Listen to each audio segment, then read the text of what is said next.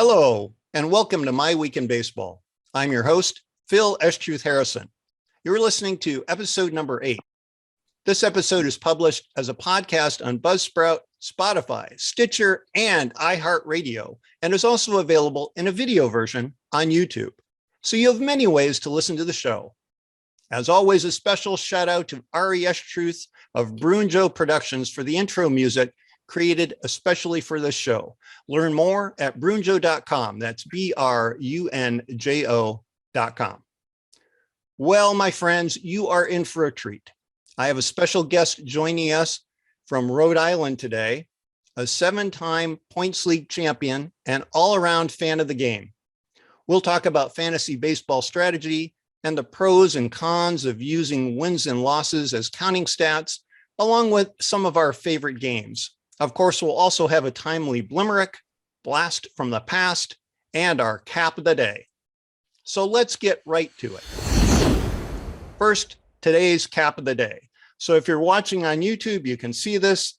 It is a traditional Boston Red Sox cap. I say traditional, it's got the deep blue background, although I've worn and washed it so many times, it's a little faded, and it's got the bright red Boston B with the white piping on it. And there's a good reason for that, because my guest today is a fan of the Red Sox. And let me give a little introduction to her. Today's guest has a history of success in fantasy baseball. She's someone I've tried to emulate, and being from the Boston area or the Northeast, is naturally a huge fan of the Red Sox. I've known her through online chat in the fantasy league in which we both play since I joined the league in 2014, but Beth has been dominating since the league first began back in 2011. Please give a warm welcome to my friendly rival, Beth Karolewski.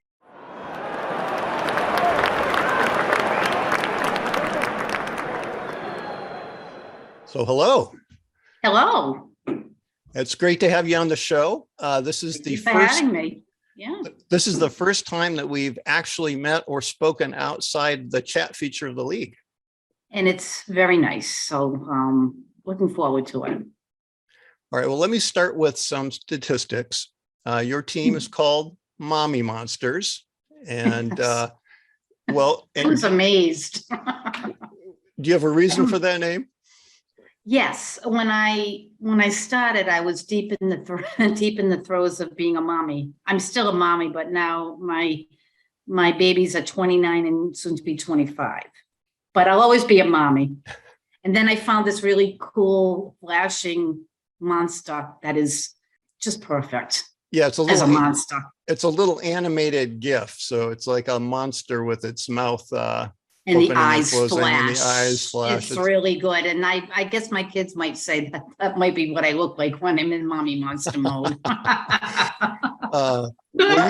Well, your team has made the playoffs. I looked this up before the broadcast today, has made the playoffs 11 times in 13 years. You've had 10 top 3 finishes, and you've won the league championship a record 7 times. Your all-time one-loss record is an astounding 178 wins and only 84 losses, which is a winning percentage of .674, which is even better than the 2018 Red Sox, which was the year that most recent year they were world champs. So you've been doing it year after year. Yeah. Oh. Well, so tell us a little bit about your background with fantasy. I know we talked before the broadcast, but how did you get involved? I got involved. I met another Red Sox fan on a Yankee fan forum, which is interesting. And we joined in 2003, and a whole group of us got together and developed a ladies only thread, because there's a lot of women who love baseball and who know this stuff. And plus we talked about it, but anyway, so we were welcomed in enemy territory very warmly. Well, 2003, some may recall, was the year of, I think Aaron Boone rings a bell, and the crushing Game 7 defeat once again to the Yankees. And being a Red Sox fan, I said, I will never see this. I just won't. I'll never see them win, but they're my team. But that was probably the low point.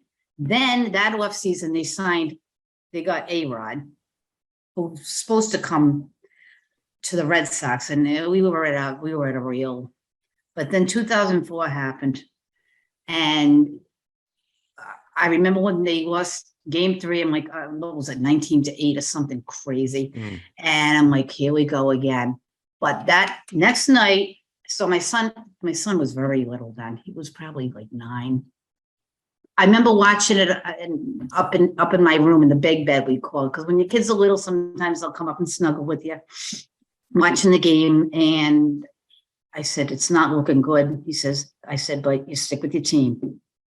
You stick with your team and you never give up. And then a miracle to me happened.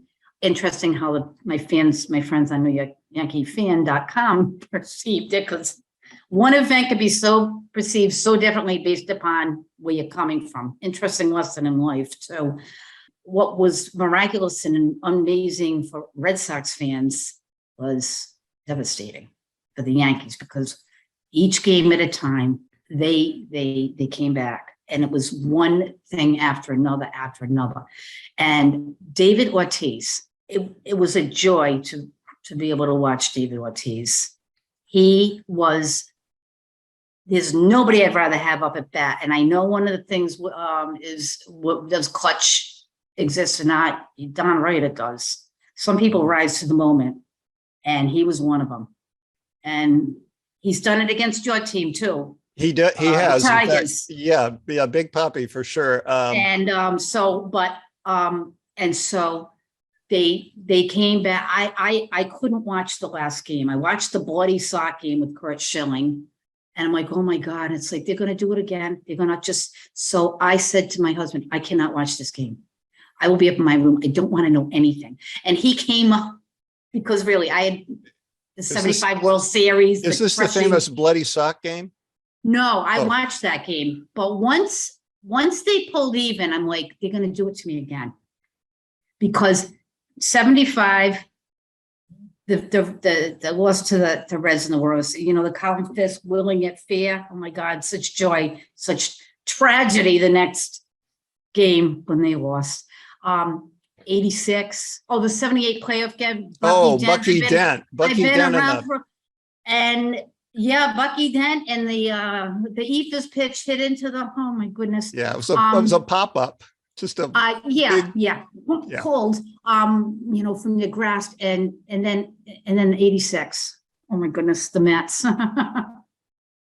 We were deciding how we're gonna feel about this. And I just started dating my husband that year. We're sitting there, we didn't know what to do because they were gonna win. Well, we didn't have to worry about it because they didn't win in the end. So by the time you get to this 2004, you pull even at 3-3, and it's like, I cannot do this again. I can't. Not after Aaron Boone and that thing, and so I said, I'm going to my room. I don't want to hear anything. I literally had to go into a chamber. So this is game 7. This is game 7, and I think that was the season that the Cubs were playing the Mets. That was the year with Bartman, if I recall correctly, 2004. I don't know. I remember there was this poor, sad-looking Chicago Cubs, older women in the stands looking very crestfallen. And he looked at me and he said, that could be you in like 20 years, 30 years. They're never going to win. I'm like, geez. So that's when I determined I wasn't going to watch the game. Well, anyway, so he came in around, it must have been the 7th or 8th inning. And he says, they're going to do it. They're going to do it. And I'm like, what? He says, they're going to win. They're up 8-3. I said, he says, please come watch with me. I'm like, So I go, and they put Pedro in. And this thing, Pedro, who's your daddy? And he totally is imploding on the mound. And it looks like they're going to lose.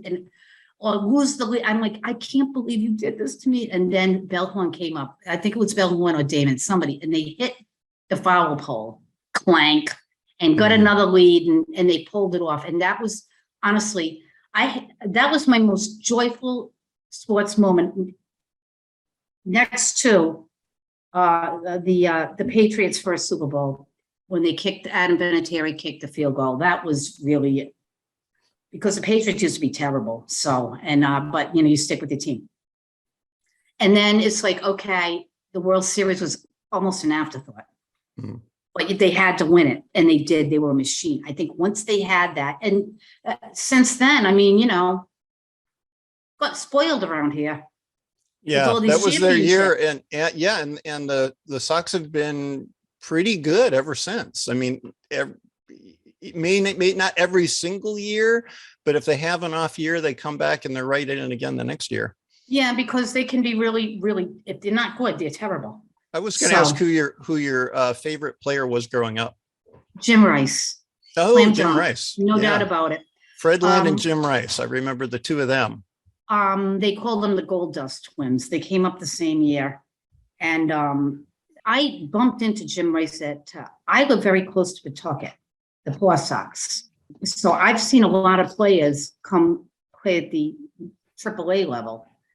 And now they're gone. We lost them to Worcester, which is just not good, but whatever. But I bumped into this very strong big man one night. It was Jim Rice Appreciation Night. He come back to Pawtucket and he signed a baseball for me. Oh, wow. And from then, and he had just gotten promoted up to the big club, but he came back for his night. That was it. He was my guy. He was frighteningly good. Yeah, he was such a good hitter. I wonder if we had LASIK, the eye surgery, his eyes went on him. Mm. If he could have played, he went down a cliff, and he's never made an excuse for it, but they say his vision. I mean, that man, he was just amazing. He was just a great hitter. He was not the greatest fielder, but he worked hard at it, and he got better. And he was just my favorite player. That's good to know. So I'm going to look him up, and so he played 16 years. He came up at age 21 in 1974. He has a career batting average of 298, a career on base plus slugging OPS of 854, and a career OPS plus of 128. So 28% above league average. He was an all-star 8 times. He was MVP once, which was 1978, although he was in the top five times in the top five in MVP. In 1978, wow, holy cow, he played 163 games. Oh, because that's the one game playoff with the Yankees. Yeah, he was playing that game. Oh, my gosh. Every game. 746 plate appearances, 677 at bats. That's unbelievable. Over 200 hits, 15. He led the league in hits, 213. He led the league in triples with 15. He led the league in home runs, 46, RBI, 139, and slugging percentage, 600, and OPS of 970. Led the league in all those: total bases, at bats, plate appearances, and games. He led the league in all those categories. Easy number one pick for MVP. Wow. That was those were before the inflated statistics. That was done without a juiced up ball or right. He was just dominant. Yeah, nobody was telling him to adjust his launch angle. He had that figured out pretty well. Actually, he was a pure hitter. He could go to all fields, but I don't think he was truly appreciated, really. I think he was always in somebody's shadow. Fredlin was a better fielder, but he was brittle. He was made of glass. Fredlin was always hurt. That was a great outfield. Fredlin, Dwight Evans, and Jim Rice. Oh, and Dwight Evans. I had a signed ball. My husband got me a signed ball from Dwight, the three of them, Dwight Evans, Jim Rice, and Fred Lynn. Oh, all three. Nice. Yeah, Dwight Evans, I think, was actually, he'd be a good one for me to analyze sometime, but I think he was very underrated. Extremely underrated. Extremely underrated. So that's your favorite player. What's the first game that you remember going to? This is interesting because it was the continuation of the longest baseball game in professional history, and I still think it is the longest game in professional history, the 33-inning game between Rochester and Pawtucket. Oh, I've read about that. Yeah. My father, God rest his soul, my dad took me out to see the finish. I got to see the 33rd inning. There was press from all over the world. That was the year there was a baseball strike. So there was no baseball other than minor league. So is that And 81 some of the players, then? some of the players in that game were Wade Boggs. He's somebody who Moneyball got into the majors, and then once he got him, because all he could do was hit, but he could hit, pure hitter. Cal Ripken was in that game. He was still in the minors. So it's interesting. I've seen a lot of these players come up as before anybody heard of them.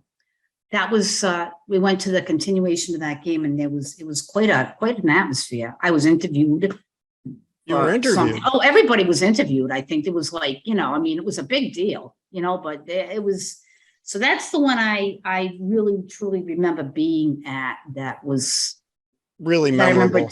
Yeah. Well, it only lasted one inning. It was over in one inning. After 32 innings, they wrapped it up right in the PawSox won. Yay, happy ending. Right. So look that up sometime. The interesting story is there was some reason that they in the rule they weren't supposed to start an inning after 12:50, I think, p.m., but it wasn't in the rule book, so they just kept playing and playing and playing. It was a cold night, and it went on and on and on, and it got tied up in the 21st inning, and then Pawtucket tied it again. I mean, one of those destinies, and I think it was an 8.5-hour game. That's baseball for you. No clock. That was April of 1981. Yeah, 33 innings, took more than 8 hours to play over 2 different days. And it's probably that kind of thing that led to the rule change where we now have the ghost runner on second base, which sounds like something you did when you were playing wiffle ball in the backyard and you were 6 years. Yeah, 6 or 8 I years hate old. that. I do too. I mean, really, I mean, I understand needing to speed games up and everything, but that to me is like, put a pitch clock in, for God's sakes. Make these people, when we were growing up watching baseball, they got the pitch, they threw the ball. People stayed in the batter's box and waited for the pitch. There wasn't all this wasted time. I think, Well, unless you were playing the Cleveland Indians and Mike Hargrove, the human rain delay, yeah. was onto the plate. Yes, but he was very much, and we even remember him because he was such an outlier. Yeah, he right? was. He was. But yeah, that's basically, they got in, they took the pitch, and they pitched them, and the ball was put in play more. It's a very different game. In many ways, it's a very different game. So we should talk a little bit about fantasy. You have had a lot of success, as I read at the introduction for you. Yeah. What do you attribute your ongoing success in fantasy? Luck. A lot of it is just pure luck, especially head-to-head leagues. In a head-to-head league, you get judged, graded by your win-loss record for that particular week. But to me, I know if I've had a good season or not, for me, with the amount of points I've scored. Right. So yeah, folks, for background for folks, we play in a 10-team mixed league. So we have AL and NL players, points league. I think it's pretty much standard. I guess one thing we do differently than some leagues, we do not penalize, at least anymore, we don't penalize for batters striking out. And the other kind of weird thing I call it weird thing we're doing this year, we did drop wins and losses. Yeah. And instead, we added blown saves, and that was to counteract, because we still count saves. So I don't know, what do you think about the win-loss thing and not counting? Do you like that, or? Well, I think and I've told our league commissioner this, it's inconsistent. If you're going to count saves and blown saves, you need to count wins and losses.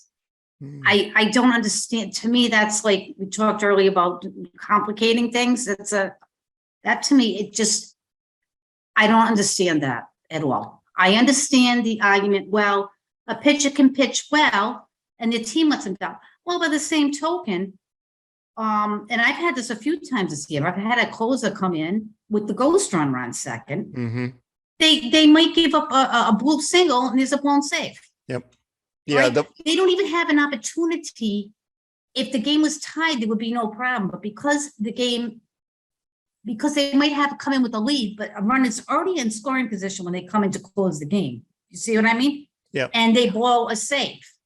Maybe you can help me out because I don't really understand the rationale for this. Well, and the thing that I noticed the other day, there were 2 blown saves in the same game by the same team. And I thought, well, wait a minute, this is crazy. You can only get 1 win in a game. You can only get 1 loss. You can only get 1 save, but you can get multiple blown saves if your relief pitchers come on and they give up that ghost runner, or there's I a never guy on. thought of it, but you're absolutely right. So it was kind of weird. It was a game with 2 blown saves. And I thought, well, that would really, that really is not right. I think maybe we can tweak it next. It isn't right. So I just don't see a consistency either to it. Maybe we could talk about for next season, rewarding wins and saves and take away the penalty for a loss and a blown save, because somebody can pitch very well.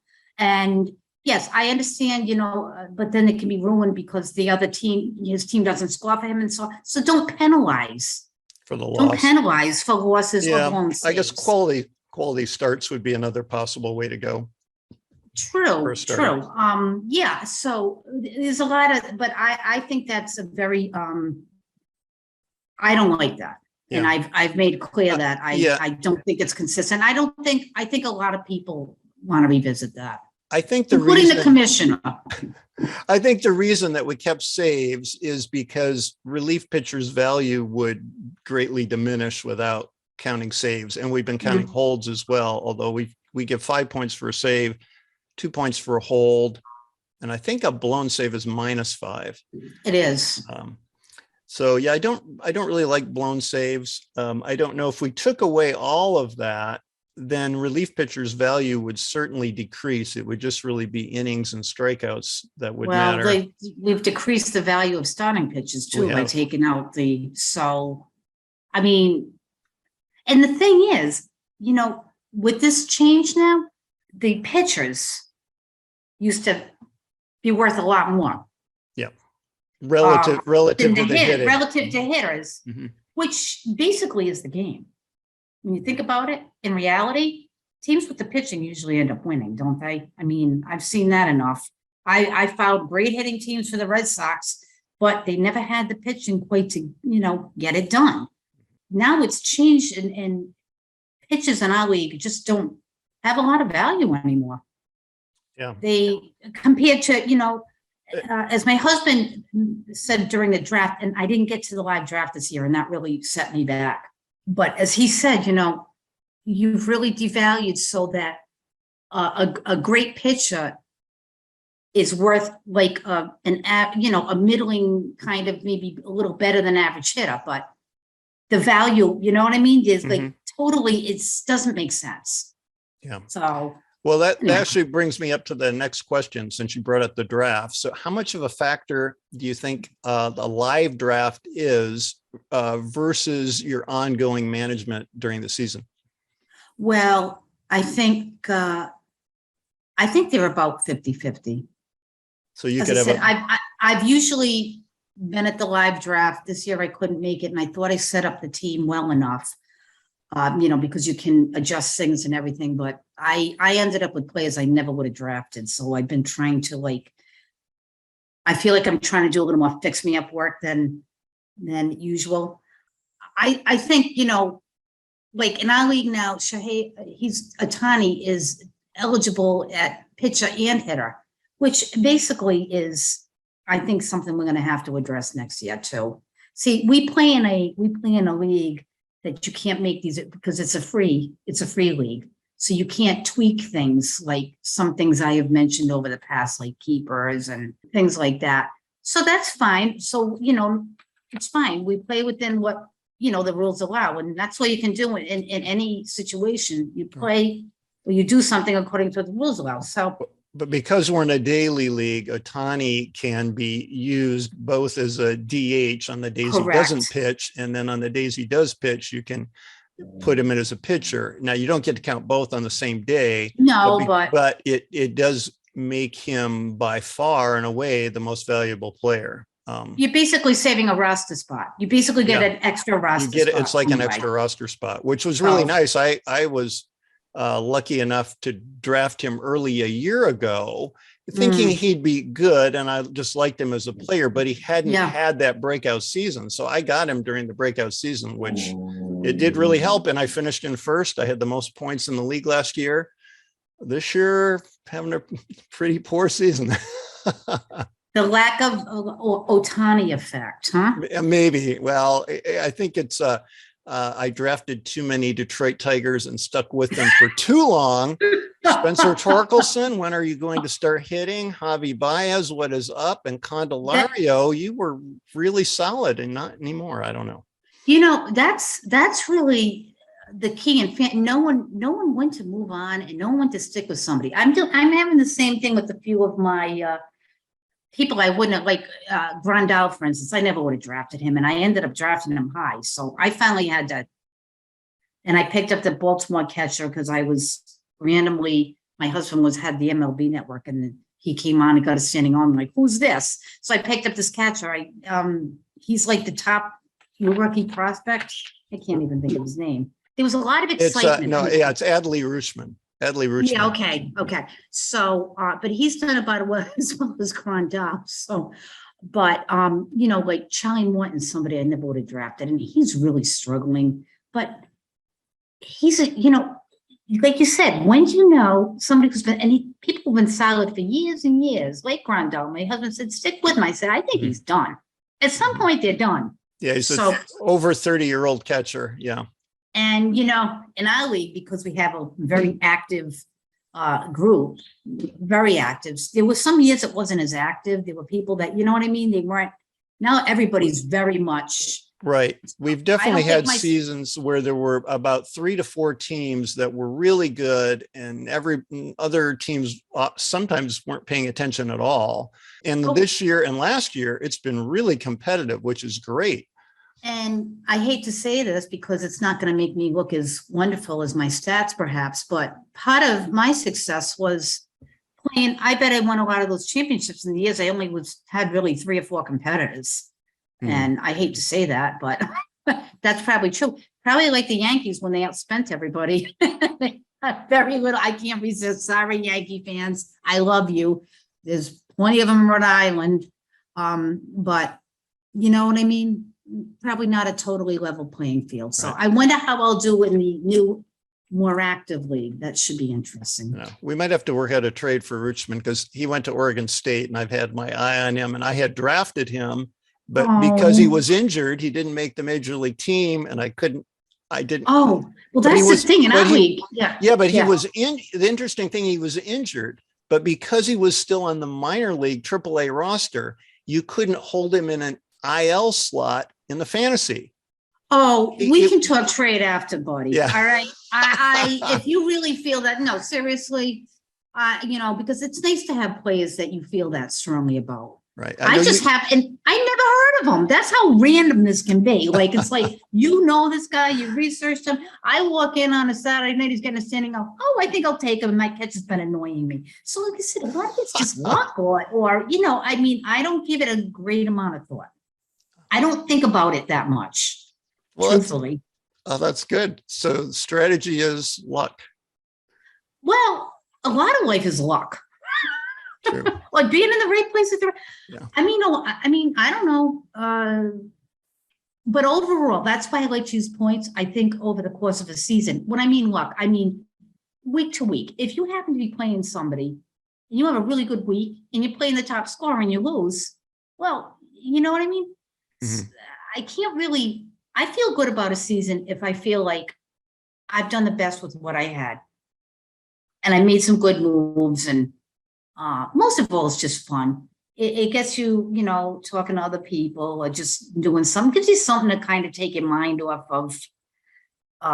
It's just a fun thing to do. And my husband's in our league too. My sister joined a few, and we have fun with it. We have, it's good. And you get to meet nice people from all over the place, like you.